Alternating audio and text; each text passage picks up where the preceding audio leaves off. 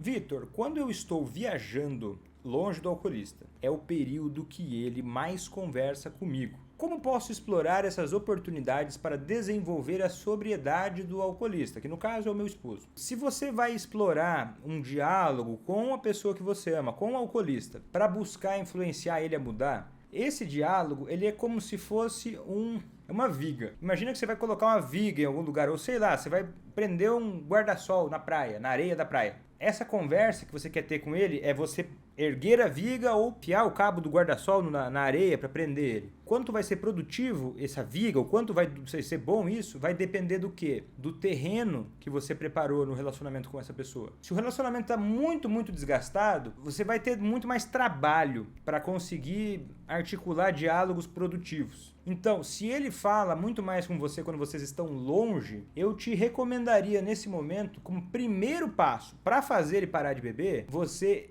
falar sobre isso e começar a aumentar as condições entre vocês de conversas ao vivo. Seja muito bem-vindo, seja muito bem-vinda a mais um vídeo aqui no meu canal, onde eu falo sobre estratégias para você levar quem você ama a parar de beber sem deixar de cuidar de si. O meu nome é Vitor Blasius, eu sou médico psiquiatra e no vídeo de hoje é da série Pergunta pro Vitor. Esse conteúdo eu respondo perguntas ao vivo da minha audiência. Geralmente eu produzo esse conteúdo, eu participo aqui ao vivo, eu abro uma live no Instagram, Facebook e YouTube nas sextas-feiras à tarde, tá? Então se você me acompanhar numa dessas redes, fica ligado que você talvez possa participar e fazer suas perguntas ao vivo. Mas se você não trouxe perguntas, se você não está vendo esse vídeo aqui sem saber quais perguntas você vai ver a resposta, eu vou te dizer, eu também ainda não sei, eu respondo espontaneamente ao vivo mesmo. Mas uma coisa eu acredito, porque já me disseram muitas vezes, que mesmo que você não tenha trazido a sua pergunta, ouvir a resposta à pergunta de outras pessoas pode e muitas vezes te ajuda sim a evoluir na sua própria jornada, né? Porque às vezes a dúvida de eu vou falar de um fundamento que vai te ajudar, né? Ou às vezes aquela dúvida que você até tem, mas você nem pensou na pergunta, alguém trouxe a pergunta.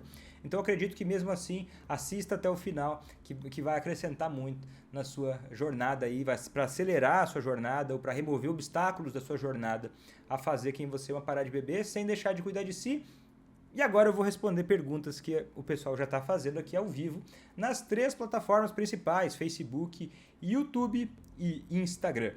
Olha que legal a pergunta da Marielza. Olha só.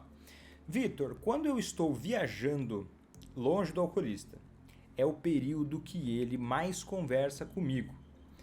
Como posso explorar essas oportunidades para desenvolver a sobriedade do alcoolista, que no caso é o meu esposo?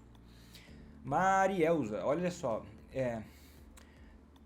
eu posso te responder, mas eu acho que a resposta não é o que mais vai te ajudar, né? E claro, eu não consigo desenvolver todo o conteúdo aqui para te dizer, olha, como é que você pode explorar? Primeira coisa que, se você vai explorar um diálogo com a pessoa que você ama, com o alcoolista, para buscar influenciar ele a mudar, esse diálogo ele é como se fosse como é que posso dizer isso? Como se fosse, sei lá, uma viga. Eu acho que é o melhor exemplo que eu consigo agora pensar, assim, para explicar isso. É uma viga. Imagina que você vai colocar uma viga em algum lugar, ou sei lá, você vai prender um guarda-sol na praia, na areia da praia. Essa conversa que você quer ter com ele é você erguer a viga ou prender, enfiar o cabo do guarda-sol na areia para prender ele. Só que quanto vai ser produtivo essa viga, ou quanto vai ser bom isso, vai depender do quê? Do terreno que você preparou no relacionamento com essa pessoa. Se o relacionamento está muito desgastado, você vai ter muito mais trabalho para conseguir articular diálogos produtivos. Então, se ele fala muito mais com você quando vocês estão longe, eu te recomendaria nesse momento, como primeiro passo para fazer ele parar de beber, você falar sobre isso e começar a aumentar as condições entre vocês de conversas ao vivo. Por quê, Vitor? O que isso tem a ver? Aí você vai precisar, em parte, confiar em mim e eu vou te dar uma explicação. Se você tá, sei lá, você pega um ônibus ou um avião para ir para determinado destino. Imagina que você está em São Paulo e está querendo ir para Recife de ônibus. E aí o motorista começa a pegar um caminho que você não conhece em algum momento. Você tem duas opções, né? Ou você, sei lá, confia no motorista ou não confia no motorista, né? E eu quero te dizer o seguinte, tem momentos em que a gente precisa confiar numa pessoa que já viu o caminho todo, né? A não ser que você saiba exatamente os melhores caminhos, a melhor rua para pegar de São Paulo até Recife, você vai precisar confiar no motorista que está te guiando. E às vezes ele vai pegar uma curva ou ele vai pegar uma rua que você não entende por que ele pegou aquela rua. Mas quem viu o caminho até o final tem muito mais condições de poder entender, olha, começa por aqui. Vitor, mas eu não sei onde é que vai dar. Então ainda você precisa de um ato de fé, né? Se você, por exemplo, entrando no curso ACA, você vai ter a oportunidade de olhar e ver o caminho com muito mais clareza, vai ver o caminho inteiro. Mas enquanto isso não acontece, você precisa, mais do que nunca, confiar em alguém para te dizer. E eu estou te dizendo nesse momento, o que é mais produtivo nesse momento, para levar quem você ama a parar de beber. Por mais que seja indireto, né? Não é aquela rua ainda, mas faz essa curva aqui que é melhor. Coloca como prioridade aumentar o diálogo, de uma forma positiva, viu? Mas aumentar o diálogo quando vocês estão juntos. Que pode ser que você também está meio de saco cheio disso e prefere conversar quando ele está longe. Mas essa forcinha vai dar frutos, tá? Porque vai pavimentar melhor o terreno e aí tudo vai ser menos difícil, pavimentando um pouco melhor essa relação, fortalecendo um pouco mais isso. Vitor, o alcoólatra traz sofrimento e medo para uma família inteira. Me parece injusto todos sofrerem por um doente. Seria mais fácil interná-lo e mantê-lo longe. Não tem cura, gente. A Cris, Franca Paula, ela é do tipo... Ela é da época dos leprosos. Não tinha época dos leprosos? Você pegava um leproso, meu Deus, essa pessoa é doente. Vamos afastá-la da sociedade. A Cris é daquelas do clubinho, daquele povo supremacista, sabe? Aquele que mata quem você não concorda, aquele que mata quem não é igual a você, aquele que se sente superior aos outros. E olha, se a pessoa tem deficiência, se a pessoa tem algum problema, é muito mais fácil para a família toda, ao invés de ficar sofrendo com um filho seu que tem uma deficiência, joga ele fora, joga ele fora. Esse é o tipo de vida que a Cris não só defende, mas defende sem constrangimento nenhum. Né? Esse é o tipo de sociedade que você quer viver? Né? Ah, não tem cura, mas tem muita gente que se recupera e fica muito mais legal do que você, Cris. Que é muito mais legal ter por perto do que você, Cris. Por exemplo, eu tenho muito mais vontade de estar perto de uma pessoa que é doente do alcoolismo, mas fala com respeito e valoriza a vida, do que uma pessoa que é tão agressiva, violenta e destrutiva quanto você, Cris. Porque pra mim isso é muito pior, né? Muito pior. Uma pessoa violenta, uma pessoa que se acha melhor que os outros, uma pessoa perigosa, uma pessoa muito mais perigosa que qualquer alcoolista que eu conheço. Né? Uma pessoa que acha que a pessoa tem doença, todo mundo tem que afastar, sei lá, é muito próximo a defender a ideia de que tem que matar a pessoa. E isso pra mim é muito, muito, muito mais preocupante. Porque aí a gente já não tá falando de doença, Cris. Aí a gente tá falando de valores, né? E da corrupção desses valores sem ter uma doença mental afetando, né, a princípio, o seu cérebro, que é diferente do alcoolista, né? Que ele está todo intoxicado e na maior parte das vezes ele não vai ficar falando por aí, a imensa maior parte das vezes não vai ficar dizendo por aí que as pessoas têm que ser excluídas e mortas por alguma coisa que elas tenham. E quando a pessoa não quer ajuda, é quando ela mais precisa, tá? É quando ela mais precisa. Mas eu já falei bastante disso há pouco, tá? Você pode ver, ó, vou te recomendar. Quando a pessoa não quer ajuda, vai lá no meu canal do YouTube e escreve Vitor Blasius não quer ajuda. Você vai ver vários vídeos falando sobre isso, tá? Senão eu vou só falar do mesmo tema, tá, Ana? Seja bem-vinda. Eu fiz bastante vídeo sobre isso já. Senão eu vou repetir o mesmo tema mais uma vez. Eu acho que vou esperar um pouquinho para repetir esse tema. André tá falando. A família fala que enquanto eu não for embora, ele não muda. Engraçado que as pessoas, né, às vezes, por mais que elas amem a gente, elas muitas vezes, eu não sei de onde veio isso. Eu espero que eu não tenha isso mais em mim, mas eu acho que é uma coisa que a gente precisa vigiar. Pra gente não ser esse tipo de pessoa que a Andréa tá comentando. Uma pessoa que palpita sobre assuntos que não domina, sem constrangimento e com uma confiança que é difícil entender de onde a pessoa tirou aquela confiança. Olha, enquanto você não for embora, a pessoa não vai mudar. Quanta confiança e quanta compreensão essa pessoa parece ter sobre esse assunto, né? Para falar algo tão sério sobre a tua família. É sério mesmo. Se você tiver um problema no seu, sei lá, no seu carro, você vai pedir para alguém que não entende nada de carro dar opinião? Não, você tem que trocar o radiador. Tô falando radiador, eu nem sei o que é um radiador, tá? Você não pergunta pra mim o que tem que fazer com o carro, porque eu não faço a mínima ideia. Mas por não entender absolutamente nada de carro, eu não vou te dizer que tem que trocar o radiador ou tem que trocar, sei lá... Eu não sei nem outra palavra, se é o virabrequim, eu não sei nem outra peça de carro, você entende? Só que, infelizmente, a maioria das pessoas não tem esse tipo de cuidado quando vai dar opiniões. Elas dão opiniões ignorantes, absurdas e sem qualquer cabimento, né? Mas o problema disso é você ser uma dessas pessoas, né? Às vezes a gente tem que se policiar, né? Na ansiedade a gente pode fazer mal para alguém próximo da gente. E quando a gente fala do que a gente não entende, eu acredito que a gente está fazendo mal. A ignorância é muito próxima da maldade. E também entender o contexto disso para que você não valorize esse tipo de opinião a respeito de coisas tão íntimas tuas, né? Que é a tua vida familiar, teu esposo, teu marido, tua esposa, teu filho, né? Ó, que pena, Cris, pensar assim depois de me acompanhar. Deia, você é uma pessoa boa, Deia. Você enxerga bondade onde não tem. Duvido que ela me acompanha. Ela clicou aqui, falou o que queria e foi embora. É tipo uma diarreia mental, né? Ela vem, descarrega o que ela tem de pior e vai embora. Né? Ela não tá acompanhando. Mas bonito isso que você falou, Deia. Porque você enxerga beleza até onde não tem. Ó, a Nerielle tá falando, ó, as pessoas não entendem que antes de ser um alcoolista, ela é uma pessoa, um pai, uma mãe, um filho, e sempre nos falam para abandonar. É uma pena, mas quanto mais eu tenho falado com as pessoas e sobre outros assuntos também, eu percebo que não é só sobre o alcoolismo. Se o seu marido, ou sua esposa, as pessoas vivem falando para abandonar por muito pouco, né? Por muito pouco, por muito menos até.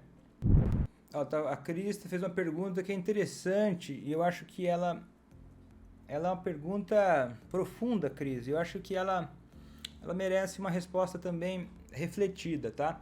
Ela pergunta o seguinte: Vitor, autoconhecimento vira a chave para entender quem tem na família alcoolista? Olha, se eu entendi a pergunta, eu acho que ela é uma pergunta que merece atenção para as pessoas pensarem sobre isso. É o seguinte: autoconhecimento, na minha opinião, tá? Eu tenho formação em psicoterapia antes de tudo, né? Não vira a chave para entender quem tem alcoolista na família. Sozinho. Se a gente entender o autoconhecimento como a definição nos soa, né? Autoconhecimento é você entender quem você é e entender um pouco mais sobre as suas motivações, as suas qualidades, as coisas que você precisa melhorar. Tem a ver com autoconhecimento. Agora, se você não tiver conhecimento específico sobre alcoolismo, é possível que você conviva com o alcoolismo de alguém próximo de você e você demore muitos anos para se dar conta. 30 anos de terapia, por si só, se for voltada 100% para o autoconhecimento, não vai trazer o conhecimento de uma coisa que é externa, né? Que é o alcoolismo de uma outra pessoa. E o alcoolismo não é uma coisa óbvia, que a gente olha, bate o olho e vê, é óbvio. Algumas situações, é claro, são óbvias, mas a maioria não é. E aí, então, isso implica na necessidade de você ter um conhecimento específico. Tem gente que pergunta: Vitor, olha, eu quero fazer o meu marido parar de beber. Qual a melhor opção? Será que é eu procurar uma terapia para mim? E eu vou te dizer, não é. Não é. Se o objetivo é fazer quem você ama parar de beber, uma terapia, dependendo do tipo da terapia, ela pode te ajudar a lidar com algumas emoções tuas, mas não vai te trazer o conhecimento estratégico para você fazer as mudanças necessárias para fazer quem você ama parar de beber. Tá entendendo? Uma coisa não resolve tudo, né? Uma coisa só não resolve tudo. Então, se eu quero aprender quando eu aprendo a fritar ovo, eu não estou aprendendo a fazer um bolo que vai ovo. A Cris, você não foi embora ainda, Cris? Tá aqui mais uma vez o meu convite. Para que sofrer tanto e destruir uma família toda por causa de uma pessoa? É que, Cris, se você acha que fazer quem você ama é sofrer tanto e destruir a família, é porque você não faz a mínima ideia de o que é fazer quem você ama parar de beber. Não faz a mínima ideia. E você tem uma ideia muito errada disso. Fazer quem você ama parar de beber é um processo que passa por você se fortalecer, você fortalecer inclusive as suas habilidades, e se a família se engajar nisso, é fortalecer a família como um todo. Tem nada a ver com adoecimento, no meu entendimento. Adoecimento de você, por exemplo, deitar a cabeça ali, tranquila no travesseiro, de você ver as pessoas que você ama bem. Para mim isso é saúde. Agora, você simplesmente se livrar de uma parte difícil da sua família por ignorância e covardia, eu não acho que vai tornar a família mais saudável. E eu vou dizer, tomara que a próxima não seja você, porque você não está livre de ter alcoolismo. Se acha tão melhor assim, você não está livre de ter alcoolismo. Ninguém está livre de ter alcoolismo. Tomara que não seja você numa situação dessas, né? Porque a sociedade que a gente vive, ela favorece muito o álcool. E Deus queira que você não tenha um evento, talvez alguma coisa na sua vida, que leve você a buscar, lamentavelmente, uma saída no álcool, e isso faça você desenvolver um alcoolismo. Porque, né, é muito fácil falar do outro lado sem olhar, né, o que tem do outro lado. E sem pensar que poderia ser você, né? Entendeu? Estragar uma família toda, é verdade. Então a gente vamos mandando embora, vamos matando as pessoas, porque, né, incomodar, né? Só que não percebe que viver é se incomodar. Viver é se incomodar. Só que para ter uma vida boa, você tem que tomar decisões de com o que você vai se incomodar. Por que você vai se incomodar? Dependendo das decisões que você toma, você vai se incomodar e vai construir uma vida que vale a pena, que seja muito boa para você e para as pessoas que você ama. Dependendo do que você vai escolher, bem, você vai se incomodar. Só que quanto mais consciência das decisões você toma... E de novo, mais uma vez, se você está me acompanhando pela primeira vez, eu não sou o cara que diz, olha, toda situação merece que você vá e gaste a sua energia, o seu tempo com uma pessoa que você ama, que tem alcoolismo. Não, isso é uma decisão tua. Mas se você não quer fazer quem você ama parar de beber, você é um vegetariano dentro do açougue. Você só não está no lugar certo. E está tudo bem. Certo, vamos lá. Eu vou responder uma pergunta da comunidade de alunos ACA, tá? Que é o seguinte, é uma pergunta bem interessante, na verdade é uma dialogada, praticamente, é um pedaço de uma conversa, que eu vou compartilhar com vocês. Inclusive, você que está assistindo no gravado, depois me avisa, porque eu tô com a ideia de produzir conteúdos discutindo a respeito de situações reais, de interações de pessoas com o alcoolista. Tipo assim, se eu começar a fazer esse conteúdo, você pode... talvez, né, quando eu pedir, você pode mandar prints de conversas ou transcrições de conversas e naquele conteúdo eu vou analisar esse diálogo e trazer ideias, né? Então agora eu vou fazer uma análise rápida de um diálogo, vou trazer algumas ideias. Se for bem legal, eu vou fazer. Senão eu vou continuar com esse conteúdo que eu faço, tá bom? Esse conteúdo ele é muito mais para atender a demanda de vocês, né? Surgiu porque... Pergunta pro Vitor surgiu por quê? Porque todo dia tem mais perguntas do que eu consigo responder, né? Então eu faço essa sexta-feira, esse horário para responder muitas das perguntas que o pessoal não conseguiu ter resposta. E olha só, ela está perguntando o seguinte, olha, está perguntando se ela está indo bem. Ela traz, então, um print de uma conversa no WhatsApp. Acho que o esposo dela, ele pergunta, você quer separar? Por favor, me fala o que quer que eu faço, por favor. E ela responde, o que você quer fazer? E ele responde, eu não sei, eu tô perdido. E ela, mais uma vez, quando você souber, me fala então. E ele, eu quero ficar junto, mas não quero fazer mal a vocês. Eu tô fazendo mal para mim. Eu não sei o que estou fazendo com a minha vida. E eu vou fazer alguns comentários sobre isso. O primeiro comentário que eu quero fazer é o seguinte, Se você está casado com alguém e você vai falar sobre separação, escuta o tio, não faz isso pelo WhatsApp, por favor. Não sei se eu preciso explicar muito, mas vou só dar alguns argumentos. Eu sei que pode ser chato ter uma conversa séria, difícil ao vivo. Só que se a conversa é sobre separação de um casamento, não faz isso pelo WhatsApp. Por quê? Porque pelo WhatsApp, por uma mensagem ali, você não tem condições de se fazer entender e de entender o outro. E o assunto é delicado. Então você acaba correndo o risco de ter um atrito completamente desnecessário, de criar uma situação que você não tem muito como lidar, a pessoa está longe de você, você não tem muito controle sobre aquilo, pode ser que saia uma coisa totalmente diferente, né? Esses dias eu mesmo fiz um story em texto, respondendo uma pergunta, e eu não entendi a pergunta. Perguntaram assim, Vitor, quais remédios funcionam para alcoolismo?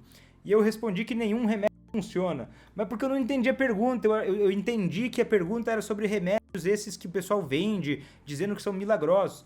E aí eu comecei a receber um monte de mensagens, mas eu entendi mal. O texto causa isso, né? O texto causa isso, ele causa um risco de a gente se desentender, né? Ainda leu rápido ali, o risco é muito grande. Se o assunto é separação, o primeiro ponto é esse.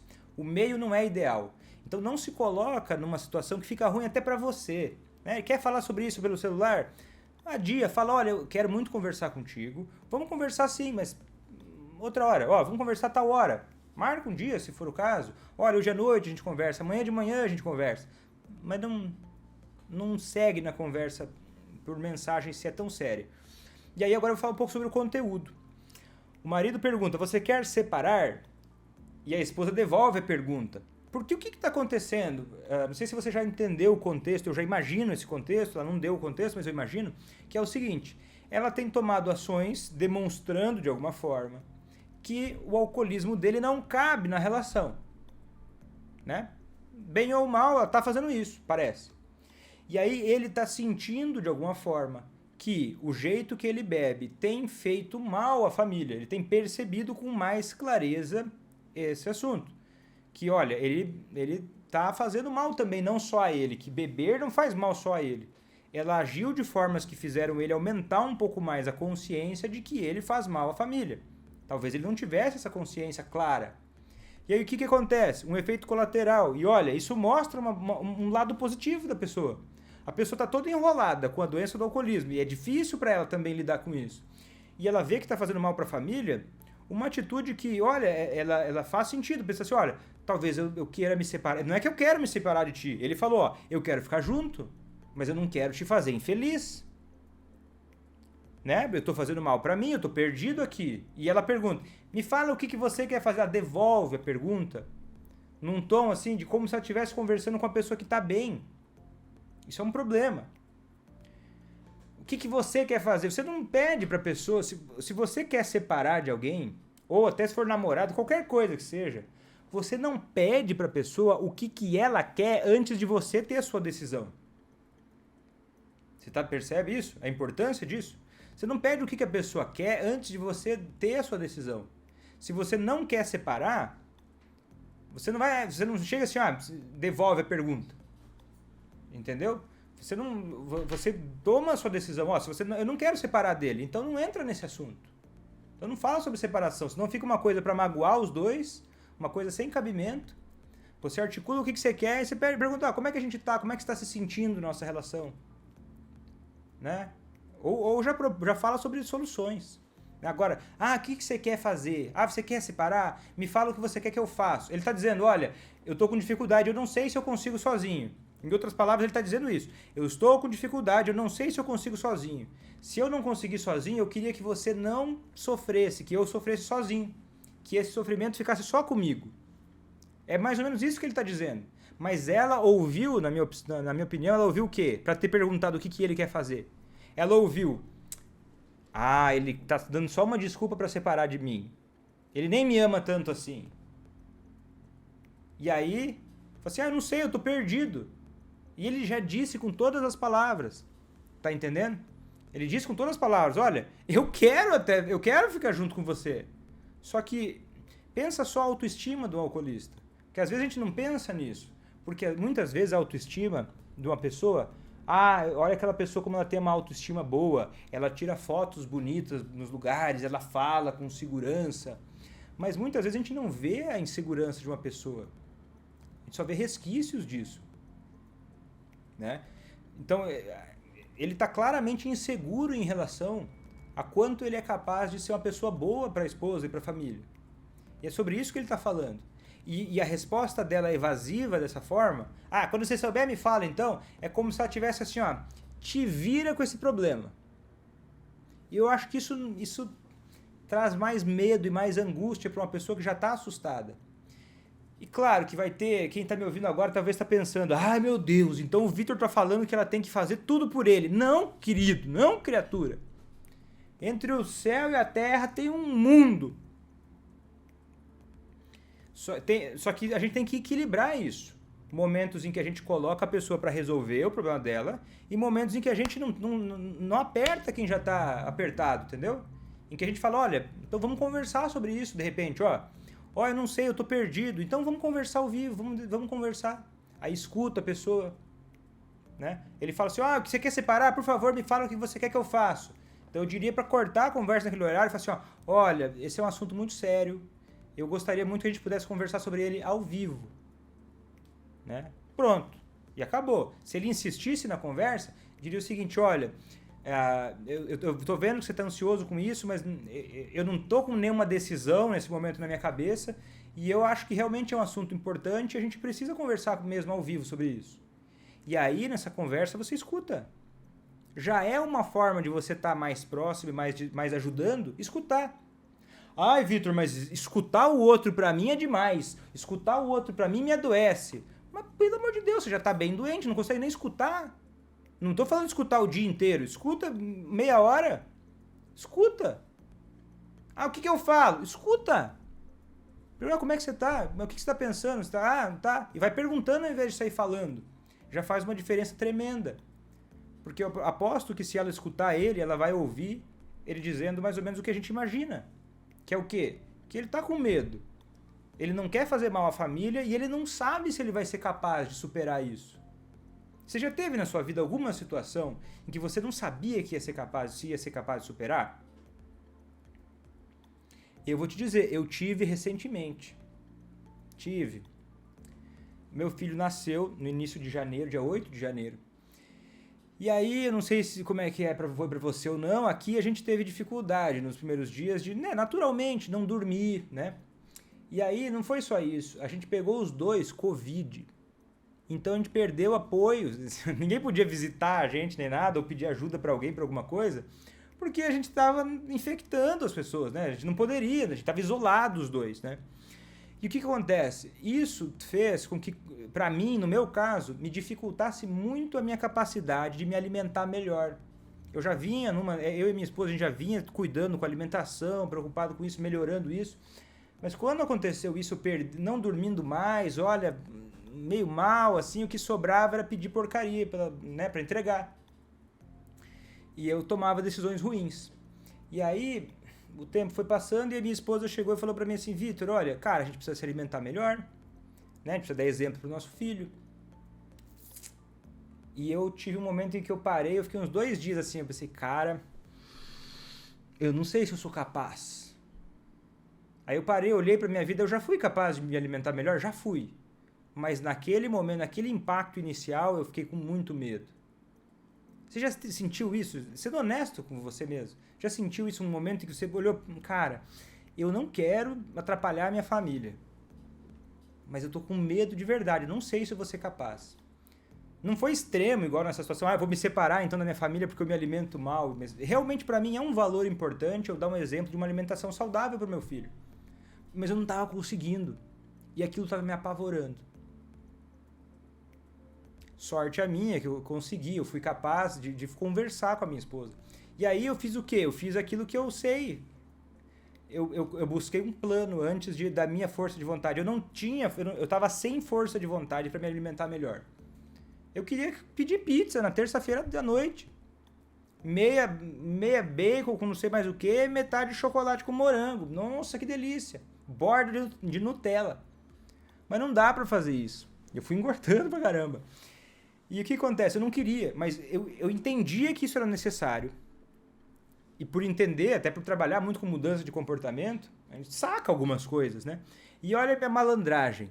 Ao invés de eu começar a querer fazer com força de vontade, eu fui, marquei uma nutricionista, paguei já ela, fui lá, e aí peguei um saco de lixo, tirei tudo que tinha da minha casa, assim, ó, tirei chocolate gostoso. Eu joguei fora um pote de maionese, eu adoro maionese. Maionese pra mim é vida. Joguei fora a maionese. Se o Vitor quiser comprar maionese, ele vai ter que comprar maionese de novo. Mas entendo o que eu tô dizendo, eu não tava com força de vontade e eu usei estratégias. Eu joguei a maionese fora quase chorando. Eu não queria, eu queria comer isso. Será que não dá? Eu tava negociando comigo. Ah, mas o Bernardo ainda nem fala. Até ele começar a entender que a gente se alimenta mal, aí depois eu me alimento melhor. Ah, é justificável, afinal de contas, tô com um filho recém-nascido em casa, eu posso comer qualquer coisa. E eu aposto que muita gente não ia me julgar por isso. Mas eu lembrei dos valores que eu tinha com a minha esposa e depois desse medo, esse pavor inicial, até porque eu tenho a sorte de ter uma esposa que me escuta. Ao invés de falar, então você não vai, você é sacana. Me escutou uns dias, ouviu um pouco a minha angústia, deixou um dia, 2 ali pra eu maturar isso. E eu mesmo daí fui lá, marquei a nutricionista. Joguei as coisas fora em casa. Fui no mercado, já comprei a compra da semana e só tinha as coisas da dieta. Ia dar trabalho sair da dieta. E aí essa primeira semana foi assim, ó, na estratégia, sem vontade nenhuma de fazer isso. Pelo contrário. Isso pra mim, eu me considero uma pessoa, eu já fiz anos de terapia, né? Eu trabalho com mudança de comportamento humano. E realmente, eu tô revelando, de verdade, foi muito difícil pra mim. Teve momentos que eu pensei que eu não ia ser capaz. Não ia ser capaz. Eu tava pensando, será que eu vou ter que então fazer o quê? Porque eu tenho conhecimento, eu penso, eu podia pedir ajuda psicológica. Será que eu preciso conversar com um colega para me ajudar? Sei lá, ver se eu preciso de me avaliar? Mas eu ia fazer alguma coisa por ter todo esse conhecimento. Mas imagina a pessoa que não tem. Eu conseguia entender racionalmente que eu não estava sendo fraco, mas que eu estava com um problema difícil que eu não estava me sentindo capaz, mas que não era uma coisa moral. Imagina uma pessoa que não entende isso. E ela bebe, ela acha que ela bebe porque ela gosta muito de beber, e ela está destruindo a família dela, e ela está morrendo de medo. Não é que ela não te ama, mas ela está com medo. Você não aperta mais alguém que está com medo. Você dá um pouquinho de espaço para ouvir, ao vivo, tá? Isso vai dar muito mais chance de poder resolver isso de uma forma mais satisfatória para todo mundo, certo? Por isso que fala assim pra mim, Vitor, se você ouvir bem o que eu falo, eu nunca digo aqui, ó, que pra parar de beber, você precisa, ou pra fazer quem você ama parar de beber, você precisa de força de vontade. Você tem que ter força de vontade. Não. Você tem que ter comprometimento. Interesse e comprometimento. Eu tinha 0 força de vontade pra me alimentar melhor. Mas eu tive comprometimento. Comprometimento significa o quê? Tomar decisões que vão me levar lá. Eu fui buscar uma pessoa para me dizer, me dá um norte aqui. O que eu como?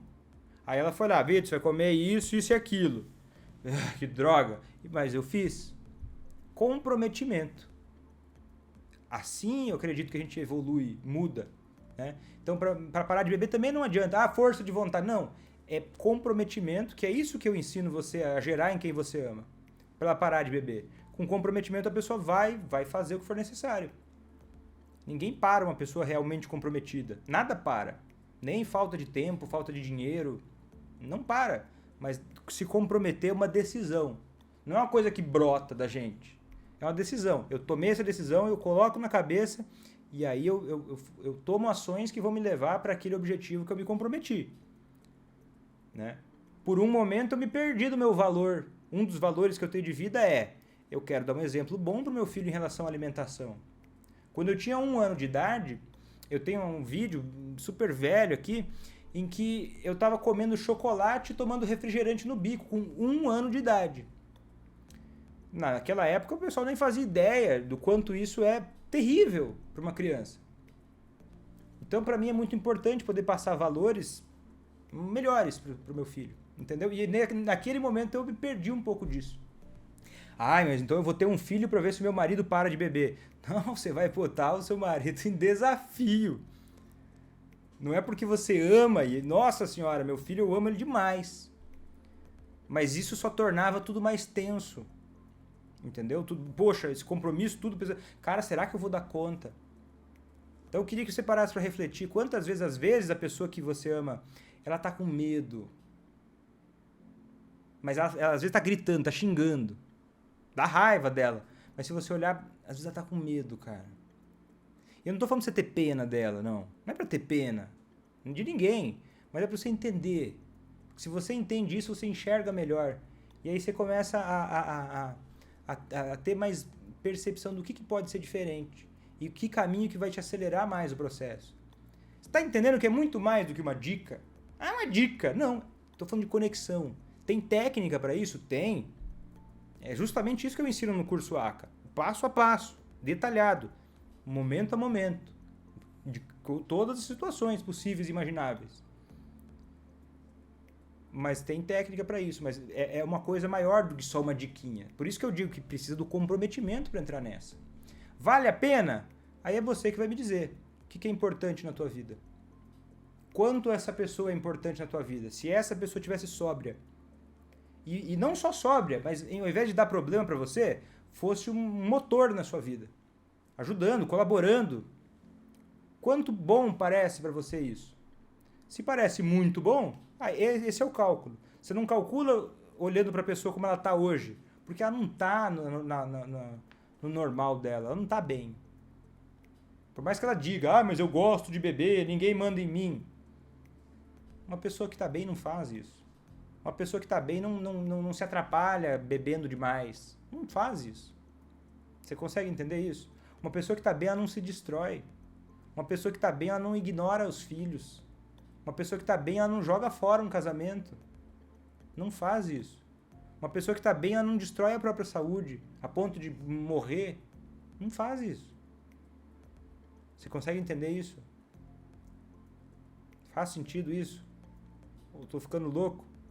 Ou um pouco dos dois? Uma pessoa que só bebe quando tem dinheiro é alcoolista?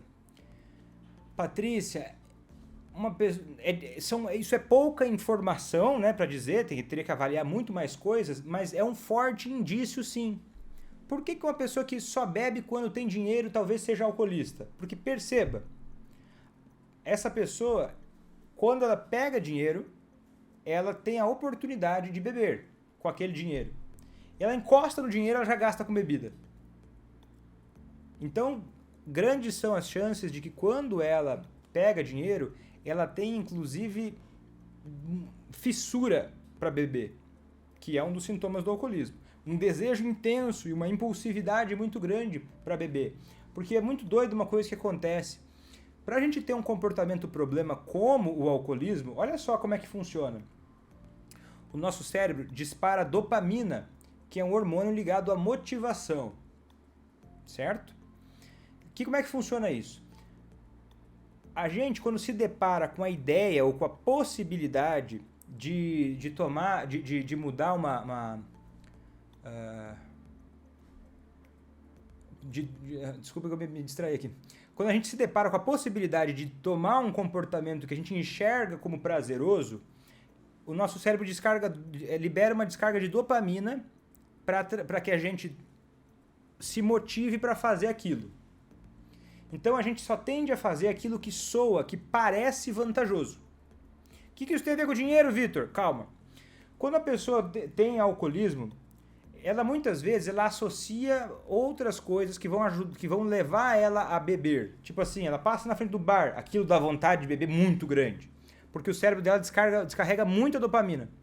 Muitas vezes, essa pessoa, Patrícia, que quando pega o dinheiro já sai beber, é porque o cérebro dela está tão condicionado que ele descarrega uma grande carga de dopamina que leva ela a se mexer na área nigroestriatal, para ela se movimentar, na área mesolímbica, para ela ter uma perspectiva, uma expectativa boa de que aquilo vai ser bom, por mais que seja horrível, porque naquele momento a parte que julga o futuro fica mais fraca. O alcoolismo tem a ver com isso. E aí ele faz o quê? Ele, quando pega o dinheiro, descarrega a dopamina muito forte, ele vai lá e bebe. É difícil controlar isso quando ele pega o dinheiro. Tá entendendo? É isso que a gente chama de gatilho. Então as chances da pessoa que quando pega dinheiro sai beber de cara, de ter alcoolismo, são muito grandes. Tá entendendo? Foi, né? Já viu uma explicação tão técnica assim? Me fala aí. Se viu uma explicação tão aprofundada sobre uma coisa dessa. Tudo bem, Cláudio, eu sei que é com carinho. É que eu sou brincalhão. Então é isso aí, esse foi o Pergunta pro Vitor de hoje. Lembrando que você pode acompanhar esse conteúdo nas sextas-feiras à tarde nas minhas redes sociais. Fica de olho lá, que eu apareço espontaneamente em algum horário da sexta à tarde. E você também pode participar, e vai ser um prazer poder responder a sua pergunta. Me conta aqui o que você achou desse vídeo, se eu devo produzir mais vídeos como esse. E se você chegou até o final, conta aí que eu vou responder o seu comentário, você que está vendo isso no gravado. Tá bom? Então eu vou ficando por aqui. Até a próxima. Tchau!